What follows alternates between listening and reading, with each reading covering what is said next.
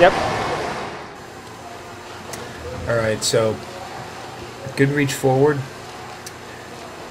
pretty good rotation,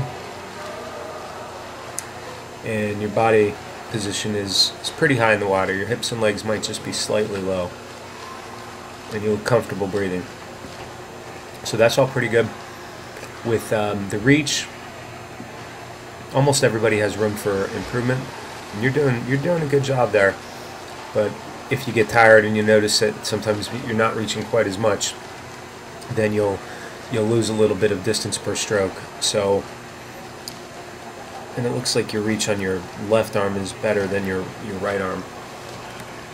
So ideally what you can do is with each stroke you'll feel your shoulder sort of rub against your ear, and that means you're really reaching and extending.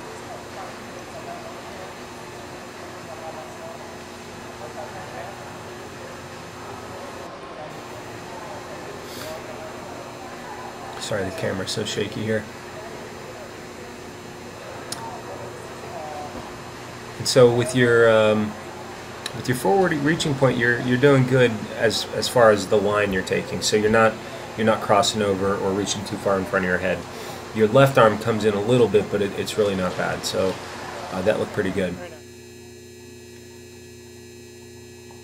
All right, so looking at your right arm, you notice how it sort of enters and then extends down, and then you start your stroke. That would be sort of the first thing to work on, where you're reaching more directly forward. I'm not sure if you said you had a shoulder issue or not. If you have a shoulder issue that stops you from doing that, then there's nothing you can do about it. But ideally you reach forward and then you start your catch. The pull that you're taking there looks kind of like a straight arm pull, so that means you extend and then you pull back. I think you have the beginnings of a catch angle. That's all in the right arm. Now in the left arm you are reaching forward well, so like kind of straight ahead and then pulling back, and that's definitely a straight arm. Another thing I'm noticing with that left arm is that your hand sometimes turns inward. So you want that hand to stay flat or parallel to the back wall of the pool, so that you're pushing your body forward with each stroke as much as possible.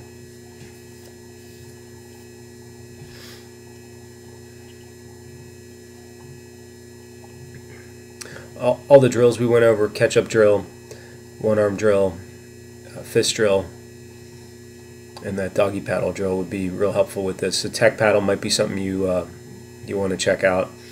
It's like $20–25. And then the line here, so you're doing a good job reaching, and you're pulling more or less straight back. That's good. The only thing I saw there was that your left does come in a little more towards the center than I would advise. So left arm entering, reaching forward, good extension, good rotation here.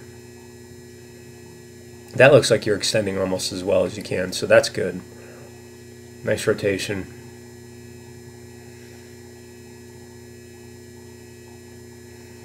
And then you start the stroke, and so your forearm and upper arm are more or less in the same line. So, and then actually your elbow is starting to lead the stroke back. So this is a combination of a little bit of an elbow slip, with the elbow leading the stroke back. That's actually more elbow leading the stroke back there. So what was going on there was that your hand and forearm didn't really go vertical until right here in this frame. And that's how you get propulsion, is by getting your hand and forearm to go vertical, or as vertical as possible, because that way then the surface area is pulling your body forward. Now right arm enters and then angles down quite a bit. So you're starting from a lower point.